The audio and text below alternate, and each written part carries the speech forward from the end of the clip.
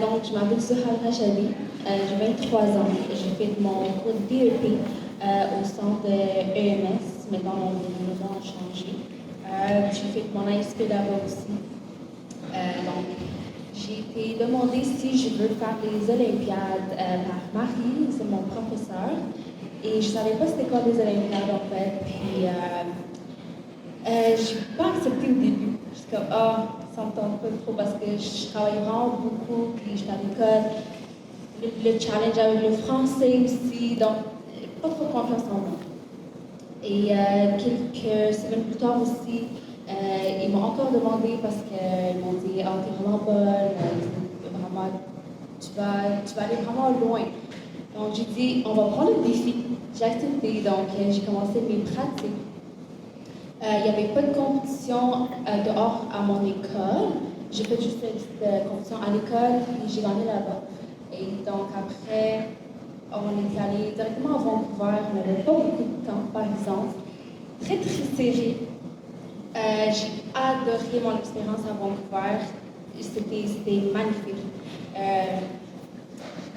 J'ai gagné le médaille d'or.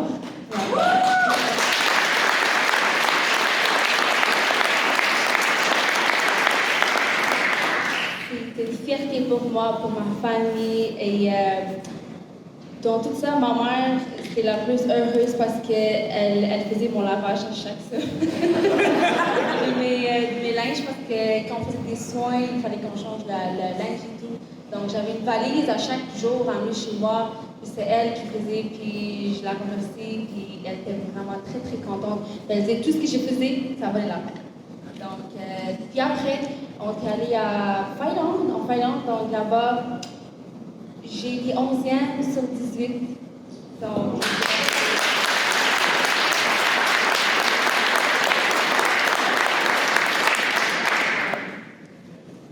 bravo. Donc, en Finlande, à Helsinki, au Mondial des métiers. Donc, je dois représenter le Canada au Mondial des métiers, c'est pas rien. C'est pas rien. Zoal, dis-nous, comment on se prépare, parce qu'il y a une préparation à faire, Dalek nous en parlait tantôt, une préparation physique, une préparation mentale, bien sûr, préparation émotive, on le sait, c'est très émotif. Peux-tu nous parler de ta préparation, de tes préparations? Donc, je ne cacherai rien en fait. Vous allez tout voir vous-même. C'est très, très difficile. Ça demande beaucoup, beaucoup de patience, beaucoup de travail physique parce que tu es toujours sur ton dos. Il y a beaucoup de pression sur le dos, sur les épaules. J'ai eu un petit problème de dos quand je faisais mes Olympiades. C'est pas facile, moralement aussi, parce que tu as la famille, tu as le travail, tu as l'école, j'étais à l'école en même temps, et j'avais mes pratiques. Donc, tout gérer ça, là, c'était beaucoup. Mais j'arrivais à le faire avec le support de ma famille et mes amis aussi. C'était pas facile. Il faudrait juste voir le futur, il faudrait juste se dire que c'est pas pour toujours, c'est une fois dans la vie. Et j'ai 23 ans et je ne peux plus retourner en fait. Je suis vraiment triste. Donc, j'ai eu la chance de retourner, mais j'étais vraiment très fière de moi. Et une chance que je l'ai faite en fait. Donc, ouais. Donc, c'est l'occasion jamais de faire cet exercice.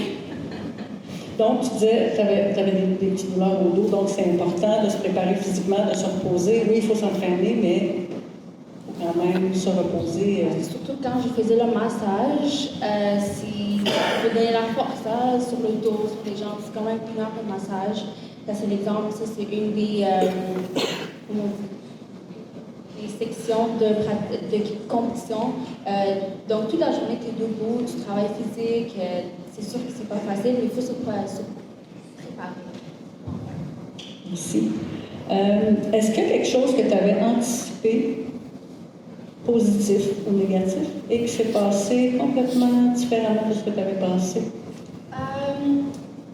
C'est sûr que j'étais un petit peu déçue. Je suis comme arrivée où il y avait le COVID.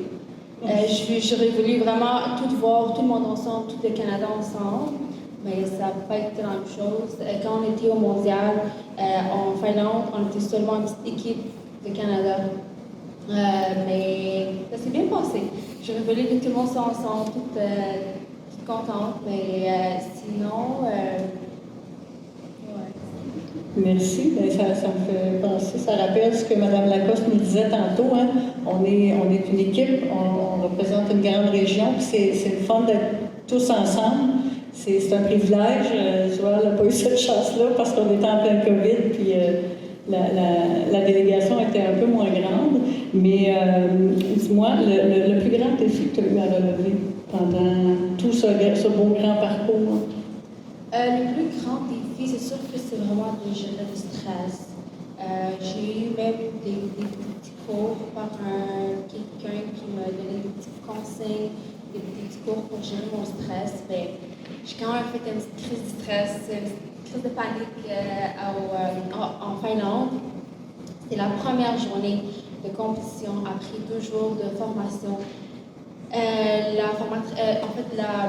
Le juge nous expliquait comment ça fonctionne. T'as le droit à telle affaire. J'ai juste tombé comme ça. Puis, même si j'ai été prête, même si j'ai aussi pratiqué vraiment beaucoup pendant des mois, même si on a tout fait, j'ai quand même eu un petit moment de panique. Je me juste tremblé, puis j'ai pleuré. Tout le monde attendait que je sois correcte, puis on commence les compétitions. Mais j'ai quand même fait des compétitions de 4 jours. C'est la première journée qui m'a un petit peu bougé. Puis peut-être c'est pour ça que j'ai arrivé à 11e. Je sais pas. Un petit truc peut-être justement pour gérer le stress, lequel tu as utilisé qui t'a rendu le plus service? Peut-être le petit stress, c'était que quand j'ai vu les autres compétitrices autant préparées, peut-être j'ai pas été autant préparée qu'eux parce qu'on était sûr qu'on n'avait pas beaucoup de temps aussi. Quand je vu les autres, ils savaient comment les machines, par exemple, ça fonctionne, juste exemple, mais moi je ne savais pas. Peut-être c'est ça qui m'a donné un petit stress. Puis en fait, j'ai comme eu j'ai comme une perdu en fait dans mon cerveau. Peut-être c'est pour ça qu'il m'a vraiment donné le gros stress. Donc le mot c'est vraiment être préparé puis avoir la confiance en soi. C'est vraiment important.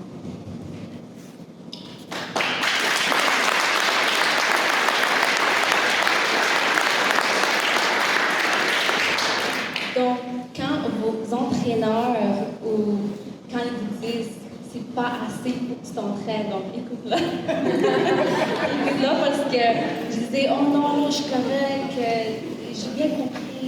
Marie disait non, il faut que tu le fasses encore, tu n'es pas prête. Comme Marie dit non, je suis vraiment fatiguée, je vais aller chez moi. Tu sais, c'est des petits moments de même, il faut vraiment que tu l'écoutes. Elle sait que tu n'es pas prête, donc peut-être que je n'ai pas écouté. Peut-être que ça qui manqué un petit peu. Mais c'est correct parce que tu te donnes déjà à 100%, tu es déjà fatiguée. C'est pas facile quand même de te faire de toi où tu es rendu. Déjà, ton prof, ta classe, t'a choisi d'aller participer, c'est déjà une grande fierté. Voilà, c'était le conseil de Zoal. Merci.